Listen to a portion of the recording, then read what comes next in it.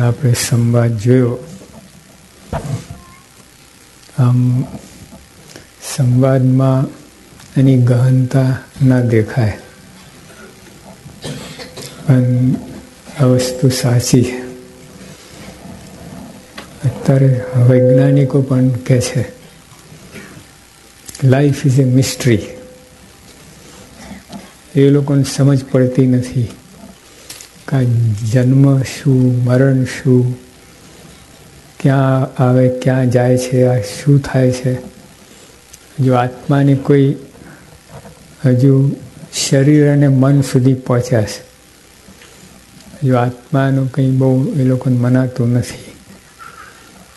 ઘણા માને છે શ્રદ્ધાથી, પછી કોઈ પુરવાર કરી શક્યા નથી. એટલે એ લોકોને એક પ્રશ્ન જ છે અને કહે છે લાઈફ ઇઝ એ મિસ્ટ્રી. ત્યારે આપણે પ્રશ્ન છે જ નહીં.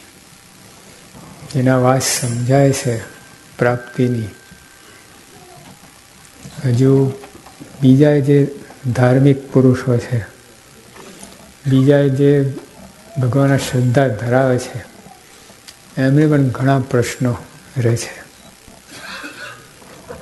આપણને પ્રશ્ન છે, નથી એવું નહીં, પણ એ પ્રશ્ન છે કાચપને લીધે. આ વાત સમજાય નથી ત્યાંથી પ્રશ્ન રહે છે. જો વાત સમજાઈ જાય, આ પ્રમુખ સ્વામી કેવા સંત છે, શું એ વસ્તુ છે, સમજાય તો કોઈ પ્રશ્ન રહેતો નથી.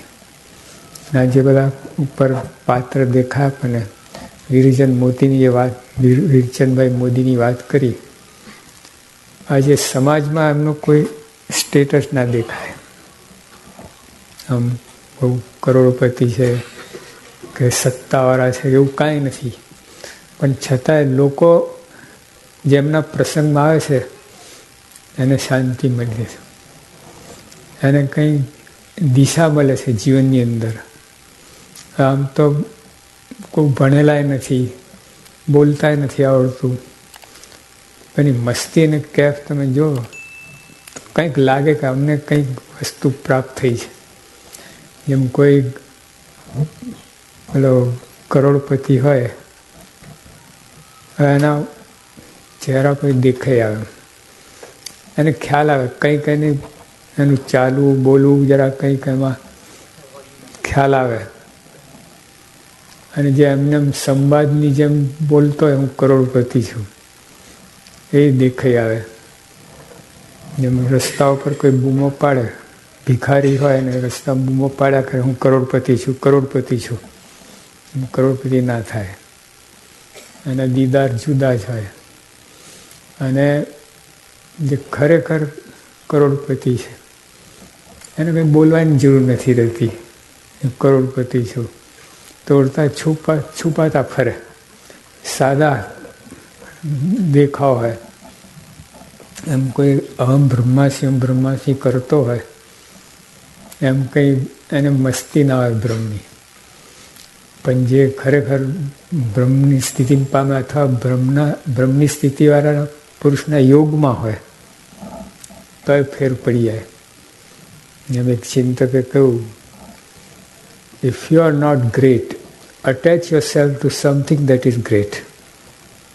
આપણે બધાની એ સ્થિતિ છે. આપણે કંઈ બ્રહ્મ સ્વરૂપ થયા નથી કે ભગવાનનો કંઈક હજુ એવું આમ સાક્ષાત્કાર થયો એવું નથી. પણ જેને ભગવાન મળ્યા છે, જેને સાક્ષાત્કાર છે, એવા પુરુષનો યોગ છે અને અનુભવ થયો છે એમનો. એમની સ્થિતિ, એમની મસ્તી, એમનો કેફ, એમના વર્તન ઉપરથી ખ્યાલ આવે.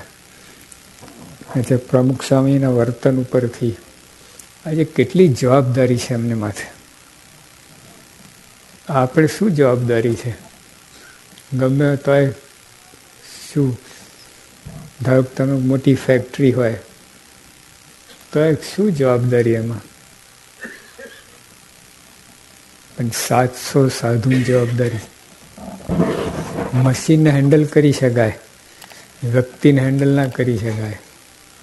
મોટાવાળા મશીન હોય ને, તમે એ બધું ઓટોમેટિક જ હોય છે. થોડુંક એમાં સમજવાનું હોય છે ને હેન્ડલ થઈ છે.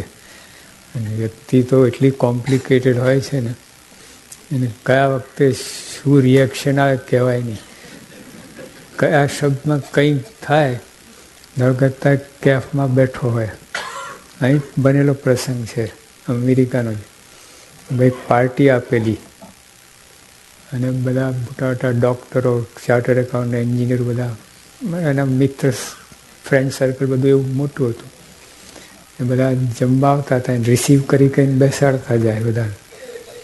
એમાં કોઈ એક ભડથલ માણસ આવી ગયો અને એના કાનમાં કંઈક કહીને જતો રહ્યો.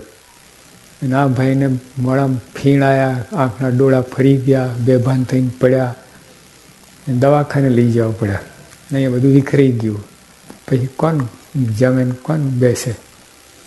અને ત્યાં દવાખાનામાં કલાક પછી ભાનમાં આવ્યા. અને ત્યાં ભાનમાં આવતાની સાથે ભજન કરવા લાગ્યા.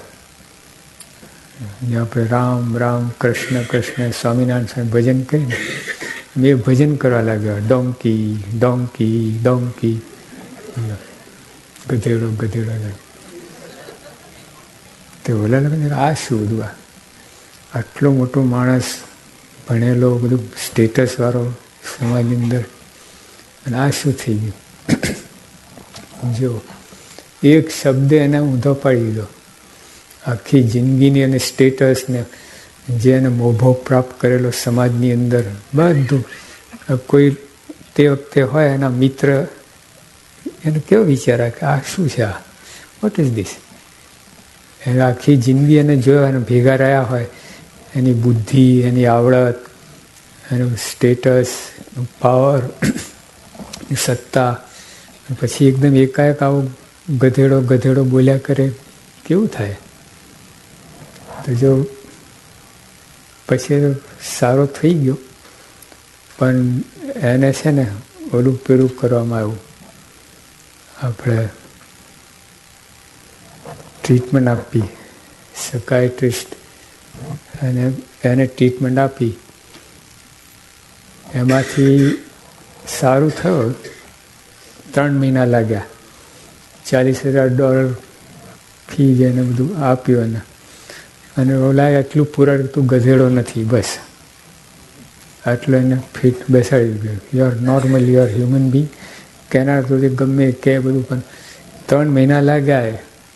જે મારો જૂનને કૃષ્ણ ભગવાન ઉપદેશ આપ્યો ને લડવા માટેનો, હમણાં એ જ વાત કહી ને મેયરે. જો આવું થયું. પછી વર્ષ પછી એ બીજાની પાર્ટીમાં ગયો કંઈ, અને ત્યાં એને વિચાર આવ્યો કે આને કોઈ ગાંડો કેમ કહેતો નથી, ગધેડો કેમ કહેતો નથી. ફરી ફટક્યો. તો હજુ રિપેર થયું નથી. એક શબ્દમાં કેવું છે એટલે ટુ હેન્ડલ હ્યુમન બિંગ કેટલું બધું છે. એક અહીંનો જ એક છોકરો, આપણા દેશમાં બધું ઘણું બનતું પણ ત્યાં કોઈ નોટ કરે નહીં. અહીં તો પુસ્તકમાં આવે, લોકો એને એનાલિસિસ કરે, બધું મૂકતા હોય છે. બાકી આપણે આખી દુનિયામાં બનતું હોય છે. અહીંના લોકો એને સ્ટડી કરે આ બધું કેસ, અને પછી એમાંથી તારણ કાઢે, તરત બહાર મૂકતા હોય. એટલે વાત થાય છે. આપણા દેશમાં નથી એવું નથી, અહીંયા જ છે એવું નથી, બધે જ છે. તો એક નાનો બાળક હતો. હવે 1લો નંબર ક્લાસમાં આવે. તો એક વખત કંઈ 3જો નંબર આવ્યો છે, અને બાપુજી એટલું જ કહ્યું કે તું ભણી રહ્યો. અને આટલું જ એને જે શબ્દો લાગ્યા, એકદમ ડલ થતો ગયો, ડાઉન થતો ગયો, આમ નીચે ફેડિંગ, અને બુદ્ધિ અને આખું મૂડ ચેન્જ થવા લાગ્યો. ઢીલાશ આ ગઈ. પછી ભણવાનું એને ગમે નહીં, કંઈક કોઈ ખાવા પીવાનું ગમે નહીં. એને પરાયણા મા બાપ ખવડાવે, બધું કરે, એમ કરે.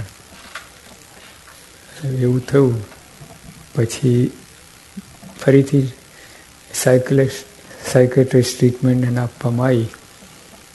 4 સાયકેટ્રિસ્ટ પાછળ પડ્યા એને. એ લોકોને સ્ટડી કરું હતું. આમ ખાલી ફી કે એ દ્રષ્ટિ નહીં, પણ એટલે 4 જણ ભેગા થાય કે કારણ શું છે. એ નોર્મલ એવી રીતે બધું એના શરીર, બ્લડ પ્રેશર, આ તે બધું EC જે બધું કાંઈ બધું નોર્મલ હતું, આવું કેમ? અને આમ પછી આમ કોઈ ગાંડો નહોતો થયો, સમજી શકતો હતો બધું જ જેને, પણ છતાંય ડલ થઈ ગયેલો. પછી એ લોકોએ એના મા બાપને પૂછ્યું કે આને તમે કંઈ કોઈ શબ્દ કંઈ કહ્યા કે ના કહે? તમારો લાડીલો છે, તમે કાંઈ તો કે વધારે ખતરનાક. લાડીલો છે એટલે વધારે ખતરનાક. એક જ શબ્દને ઊંધો પાડી દે. રીઢો હોય તો વાંધો ના આવે, બધું ચાલ્યા કરે. આવું હોય એટલે તો બહુ ડેલિકેટ કેસ કરે. પછી એ લોકો એની પાસે ગયા સ્કૂલમાં, ત્યાં જ્યાં બેસતો હતો, અને ત્યાં તો 4 જણ સમજી ગયા. એના બાપુજીએ કહ્યું હતું કે તું ભણી રહ્યો. એના બાપુજી વાત કરી, આટલું જ મેં કહ્યું હતું. પકડી પાડ્યું કે બસ અહીંથી ફંટાવે છે, આ સ્ટ્રેટ લાઈન જતી હોય ને અહીંથી તું ભણી રહ્યો, ફંટાઈ ગયો. એટલે હવે એને પાછું લાવવાનું, પછી ટ્રેક મૂકી દેવાનું, આ એ લોકોને કરવાનું. ત્યાં ગયા, જ્યાં બેઠો હતો ત્યાં સ્કૂલની બહાર રિસેસ હશે, ત્યાં પછી 4 જણ કે 2 and 2 make 3, બીજે કે નો 2 and 2 make 5, બીજે કે 7. અને ઓલો છોકરો હસ્યો. બોલે કે why you laughing? You are fools. કે look, 2 and 2 add makes 4. How do you say 5, 7? તો આ લોકો, oh you are very clever. અમને ખબર નથી. તો જો એને જે વાઇન્ડ અપ થઈ ગયું ને, હું બુદ્ધુ છું, મૂર્ખ છું, કામનો નથી, આઈ એમ યુઝલેસ, હવે એને અનવાઇન્ડ કરવાનું હતું. એ આ પ્રોસેસ હતી. એવી રીતે બધું ઘણું બધું કરતાં કરતાં એક અઠવાડિયામાં લેવલમાં આવી ગયો. અને કોન્ફિડન્સ, સેલ્ફ કોન્ફિડન્સ આવી ગયો. હું તો બધું કરી શકું, બધું. આ તો ફાધરે બધું કહ્યું, એમાં શું થઈ ગયું કે એ બધું એને બધું પોઝિટિવ આવી ગયું, રાઈટ થઈ ગયું. તો જો માણસને હેન્ડલ કરવું ખેલ નથી. આજે પ્રમુખ સાહેબ 700 સાધુ છે એને હેન્ડલ કરે છે.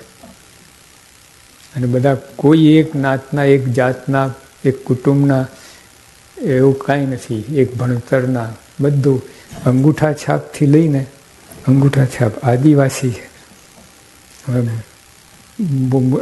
બોચારના પૂજારી છે આદિવાસી. આમ તો કોઈ સ્ટેટસ દેખાય નહીં, અને ઘરે હોય તો કાંઈ એ ના થાય. પણ અહીંયા કેટલું આગળ આવી ગયા, કેટલું માનતા મળે બધું. ઠેઠ ત્યાંથી લઈને PhD સુધીના બધા વિદ્યાર્થીઓ અને ડૉક્ટર અને એન્જિનિયર બધા છે. બધા સાથે રહી શકે છે, અને બધાને એકબીજાનો મહિમા છે, ગુણ છે, કદર કરી શકે છે, જે અઘરું છે. એટલે પ્રમુખ સ્વામી અહીંયા આપણને ખ્યાલ આવે છે. અને કેટલી જવાબદારી છે, અને કેટલું ઉથલપાથ થતું જ હોય છે. આમ થાય તેમ. હમણાં જ પેલા અક્ષરધામનું બધું બની ગયું, તમને ખ્યાલ બધાને. પેલા ટેરરિસ્ટ આવ્યા ને બધા, આપણે બધા સ્વામી ઠંડક રાખીને બધાને શાંત પાડ્યા. તો જો એ બધું એટલે આમ કેટલી મુશ્કેલીઓ આવતી જાય છે. અહીં અમારે હેરો મંદિર છે લંડનમાં. હેરો આપણી જમીન લીધેલી, ત્યાં મંદિર કરવું હતું, પરમિશન મળે નહીં. આ બેઠા પાછળ તમારે આ લોકો ત્યાં ભેગા 2 લાખ સહી લીધેલી, અને ઇંગ્લિશ પીપલની સહીઓ, પણ તોય પરમિશન ના મળી આપણને ત્યાં મંદિર બનાવવાનું. અને આ સમાચાર, અને સ્વામી બધાને વાયદો આપેલો, છાતી ઠોકીને કહ્યું આપણી જીત થશે અને મંદિર થશે જ. અને એમાં પરમિશન ના આવી. સ્વામી બાપા આરામમાં જતા હતા, 11 વાગ્યા હતા દેશમાં, અને સમાચાર મળ્યા ને સ્વામી તો એકદમ ફટ દઈને સૂઈ ગયા. 1 સેકન્ડમાં નસકોરા બોલવા લાગ્યા. અને તે તો વિવેક સાગર સ્વામી થયા હતા, આ કઈ રીતે સૂઈ ગયા? વિવેક સાગર, મારી 2 કલાક ઊંઘ બગડી. કેમ કે એમને એમ થયું કે આ સ્વામી બધાને કહ્યું છે, ને બધા આપણા યુવકો કૂદી કૂદીને કહેતા હતા કે આપણી જીત થવાની છે, આમ છે, એનું શું થશે? એ પ્રશ્ન. એ બધા ખોટા પડશે, શું મોડું દેખાડશે, એમના મિત્રો આગળ શું વાત કરી શકશે, બધા ઢીલા પડી જશે, આવું બધું. એટલે વિવેક સાગરને કંઈ ઊંઘ જરા તકલીફ પડી ગઈ. સવારે એમને પૂછ્યું પ્રમુખ સ્વામીને, સાહેબ તમે કઈ રીતે સૂઈ ગયા? મારે તો 2 કલાક ઊંઘ બગડી, મેં તો ઊંઘ જ ના આવી. સાહેબ આપણે ખોટું કર્યું છે? જો આ સ્વામીને જોજો, આપણે કંઈ ખોટું કર્યું છે? બસ ભગવાનની ઈચ્છા. આપણે પહેલાંથી ભગવાનની ઈચ્છા લગાવી દઈએ, કંઈ કરીએ જ નહીં.